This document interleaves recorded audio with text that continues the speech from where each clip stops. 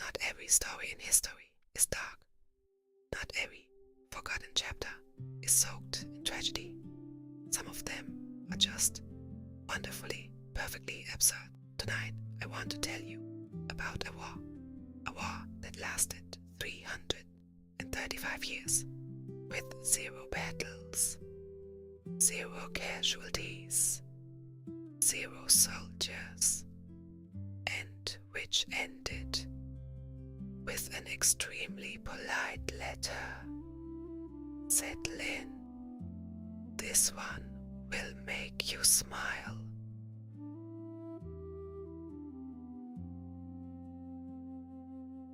To understand this story, we need to go back to 1651.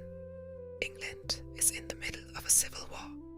King Charles I has already lost his head, quite literally, and the country is split between those who want a king and those who very much do not. The royalists, the ones who want a king, are losing badly.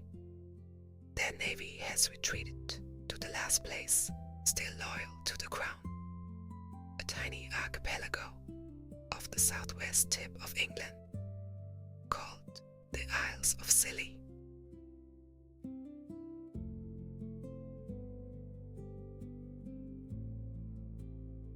Picture them for a moment, a handful of tiny islands, green and rocky and wildly beautiful, surrounded by the cold Atlantic. Population, a few thousand people. Main industry, fishing. Strategic importance, almost none whatsoever. And yet, this is where history gets wonderfully strange.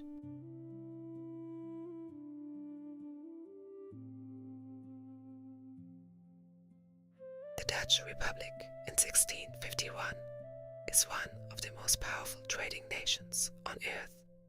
Their merchant ships are everywhere, and during the English Civil War, the Royalist Navy, hiding in Scilly, has been attacking Dutch merchant ships, stealing their cargo, causing enormous financial damage. The Dutch are not happy.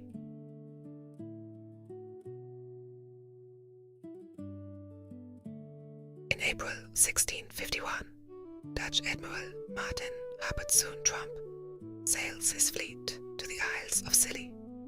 He demands reparations, compensation for all the Dutch ships that the Royalists have plundered. The Royalists, who have almost nothing left, say no. And so Admiral Tromp does what any self-respecting admiral would do.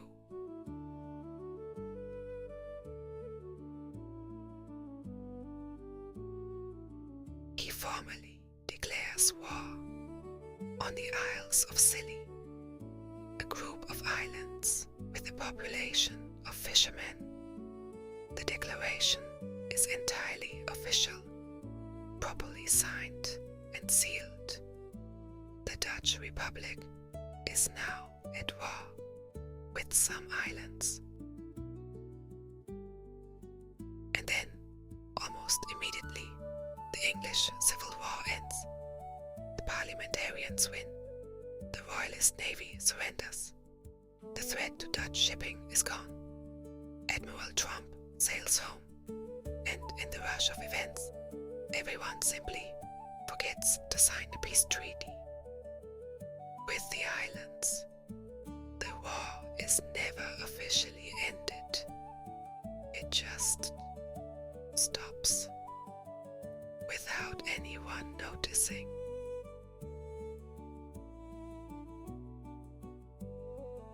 And so the war continues, technically, officially, on paper.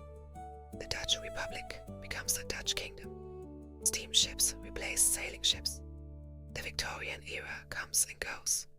2 world wars are fought and won and mourned. Men walk on the moon, and the Dutch remains, technically, at war with the Isles of Scilly.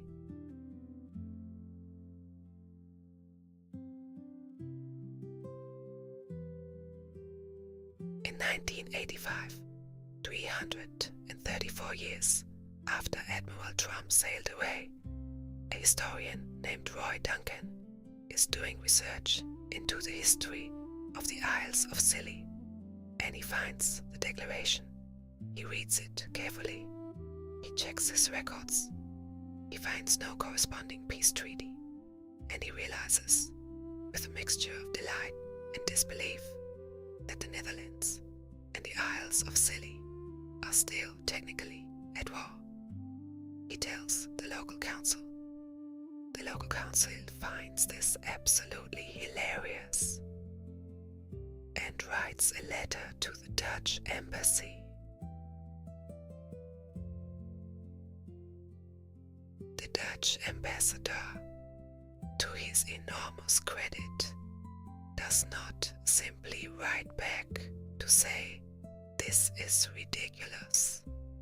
Instead, he travels to the Isles of Scilly in person to end the war officially.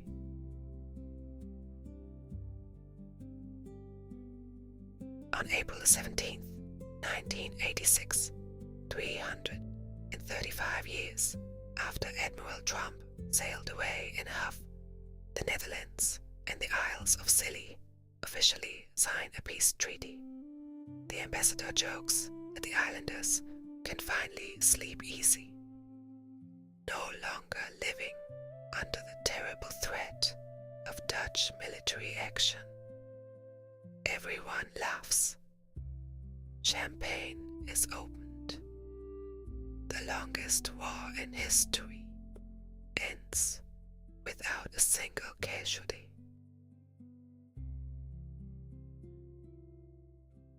The Isles of Scilly today are exactly as beautiful and peaceful as they always were. Population around 2,000 people. Main industry, tourism and flowers. Number of wars currently being fought, 0. The Dutch visit regularly. As tourists, everyone gets along wonderfully.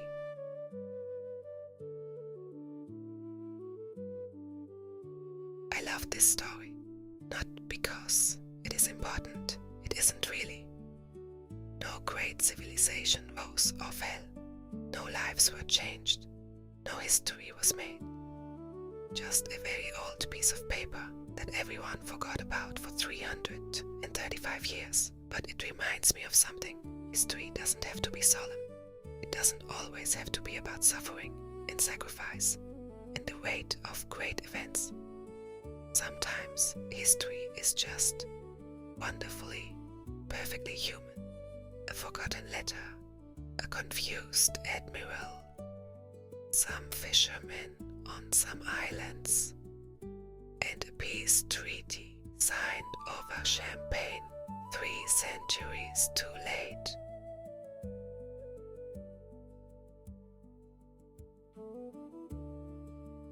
History never truly disappears.